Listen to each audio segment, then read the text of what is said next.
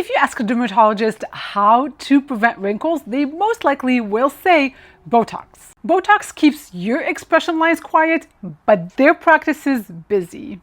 What Botox doesn't do is address the underlying causes of aging. In fact, it speeds up your aging, and research is coming out more and more recently with alarming data.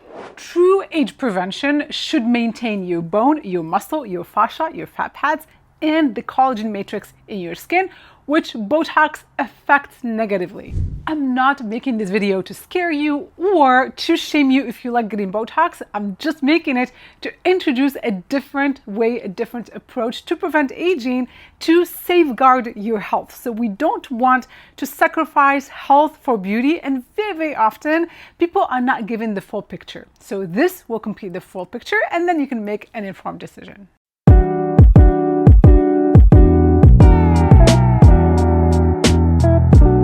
If you're new here, hello and welcome. My name is Nadia Team, your guide to better skin naturally. I've spent 3 decades in the beauty industry and quit because I had enough and I wanted someone to represent the consumer and bring you the real data, no bias. I founded the beautydoctrine.com and the beautydoctrinreviews.com with so many resources, so make sure to use them. Back to Botox. So let's first talk about what Botox is and how it works in the muscle. It doesn't work on the skin, but it works on the muscle.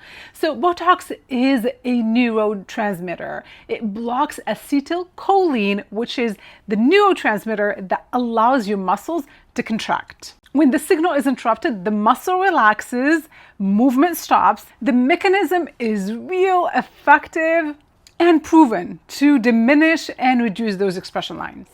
But what's rarely discussed is what happens when that muscle is paralyzed. Muscles depend on movement to maintain their tone, strength, and volume. This is so important. So imagine when you go to the gym, you're repeatedly making a certain movement to strengthen that muscle. When you leave the muscle alone, you're not moving it at all. This creates what's called sarcopenia, muscle loss. And we absolutely need that muscle to maintain the tone in our faces. We absolutely cannot think of aging at the level of skin only, which is what dermatologists are taught in medical school. So they're always ready to sacrifice all other structures underneath just to minimize that wrinkle, and that is the wrong approach to anti-aging. And many people now are going online sharing their stories about how they've gotten muscle atrophy when they've gotten Botox, especially in certain areas on the face. For example, the muscles on the forehead is what lifts up our eyelids and our eyebrows. When they are frozen for a long period of time, you experience droopiness. Now you look much more aged on the eyes. Recent research is now showing that muscles that are injected with the toxin experience decreased fiber diameter, reduced strength, visible atrophy over repeated treatment, and visible changes in the surrounding areas. Remember, all of our bodies work in synergy.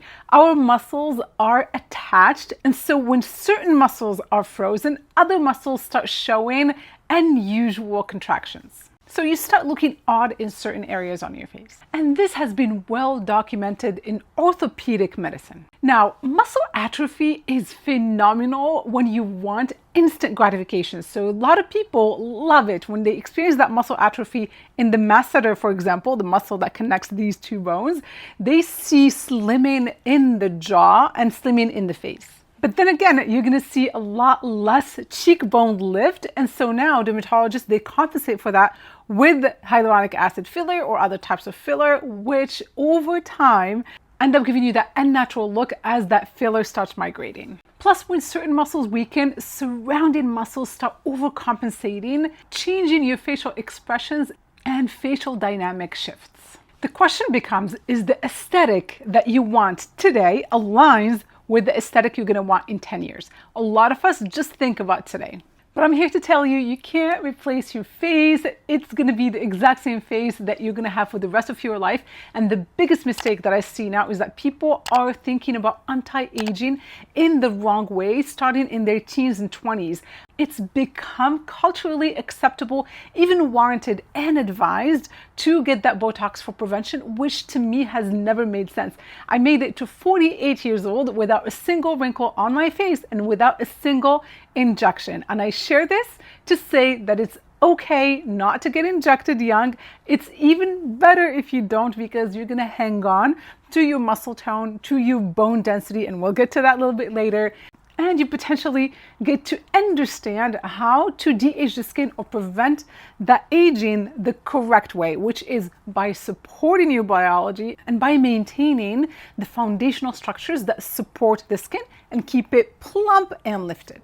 Let's talk about the connection between Botox and bone. Bone responds to mechanical load. Bone strength depends on muscle activity. This is why astronauts lose bone at zero gravity. Less mechanical force means less bone stimulation equals bone loss. Studies on the masseter muscle, it's the third strongest muscle in our bodies, and it connects and this bone. So studies on that muscle have shown decreased bone density in the jawline. Bottom line, long-term youthfulness does not only depend on the skin, as most people think. It's about maintaining the entire architecture of the face, starting with the bone and muscle. And then there's a systemic consideration to keep in mind, and it's the fact that Botox is a poison, bottom line. So we've been told it's safe. Of course, it is safe at the moment, at the levels that it is being injected, but think about the toxic load that you're accumulating over time, over the years when you start really early. The modern human being is exposed to so many toxins every day. There are now toxins in our water, in our food, pesticides, heavy metals. Our bodies are dealing with so much pollution. I can go on. And then we're willingly going and paying a lot of money to get pure poison injected into our bodies. I don't think that's such a great idea. All right, enough of the negativity. Let's get to the positive part of this video, which is how do we prevent wrinkles if we're not gonna do Botox? Well, I can tell you, this is exactly why I left corporate America, left the beauty industry after nearly 3 decades working for global brands. And that's because I realized that most of the advice in the beauty industry is just fluff and is designed to drive sales, period. Whether it is by a dermatologist in a lab coat or a salesperson on a Sephora floor. So I've developed functional beauty principles. They are geared to understand human biology and what causes wrinkles and aging at the source, and then address those culprits rather than just mask them on the surface. All right, so these are all things that I've come up with as far as functional beauty principles. If you address these, and I know this is thinking long term, but there's really no way around it. Trust me, if there was a shortcut that's safe, I would have taken it myself. So if we start addressing these one at a time, collagen breakdown, dehydration, muscle loss, and so on, we are maintaining that youthfulness day in and day out. All right, so I'm going to cover 8. So the 8 top modalities or practices that are truly gonna make the biggest impact on your skin and prevent that aging. If you're already aged, if you've already seen signs of aging and wrinkles, you can still apply these to reverse a lot of that. I've done it myself. At the top of the list is red light therapy. It boosts your ATP, and that is the energy within each cell, so they function better and they act more youthful. Red light therapy boosts collagen production and supports cellular repair. Second is microcurrent. I love microcurrent because it's like a workout for your face. It affects your skin as well as tones your muscle. You want consistent treatment at home. You'll find my favorite devices in my guides, and I will have links below. Number 4 is the use of peptides. I love peptides because they're signaling molecules. They tell your skin to produce more collagen. There are a variety of different peptides. Obviously, I prefer ones that come in clean formulations, so you're not introducing toxins, irritants, hormonal disruptors, and so on. This one goes without saying, you just gotta do it. And that's the daily use of a good sunscreen. I'm not talking about K-beauty sunscreens or chemical sunscreens. I'm talking about a very good zinc sunscreen that's tinted. That's how you get the best protection without the side effects and without introducing toxic chemicals and carcinogens to your body. I like sunscreen just on the face and neck, leaving parts of the body unprotected to absorb that very essential vitamin D. Tip number 6 is the consistent and optimal intake of your proteins. And that includes both protein from the muscle of the animal, so that's like chicken breast, salmon, grass-fed beef, and so on, as well as protein from the skin and the bone, which is collagen. So a good marine collagen will help send signals to your own skin to make new collagen, given that you have all the other precursors like your minerals and your vitamin C, but your regular day-to-day protein is essential. We're made of protein, our hair is made of protein, nails, our entire bodies are made of protein. So it's breaking down consistently and we need to replenish it consistently for us to maintain that beauty and also health. Next is stress regulation and optimized sleep. Like I said, we're breaking down every single day and we need to repair, and that happens at night during REM and deep sleep. If you don't get enough sleep, your cortisol is high, and that is the wrinkle accelerator. And the last one is supplementation. Targeted supplementation, in fact. We're living in an age where our food supply is really deficient and our bodies need a lot of help to reach their optimal state. And so supplementing with things like NMN, spermidine, omega-3 fatty acids, vitamin D, minerals is absolutely integral to maintaining good skin and good health.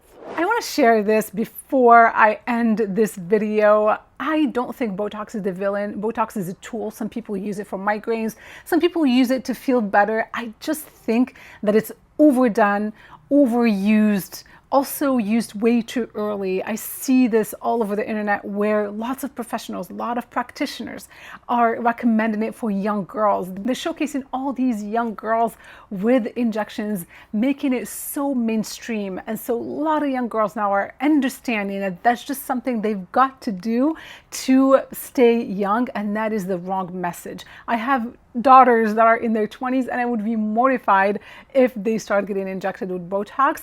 Maybe that's why I'm really passionate about this topic. But when you're focused on Botox as your prevention, you are missing out on the big picture. You're continuing to age under the hood. So there is this cellular aging that's happening every day that most people don't even realize, they don't know about, because they believe that Botox is the answer. So again, this video is about education. I really hope that it's helped you. If you like my content, want to see more of it, please support this channel by subscribing, sharing this video with people you care about, and even better, becoming a paid member to support my efforts and my team's efforts. We're working really hard on building this website where you can go and vet any product on the market to see my personal assessment on whether if it's suitable for long-term use and it's safe for your skin. Until the next video, be well, be safe, be beautiful. Take care.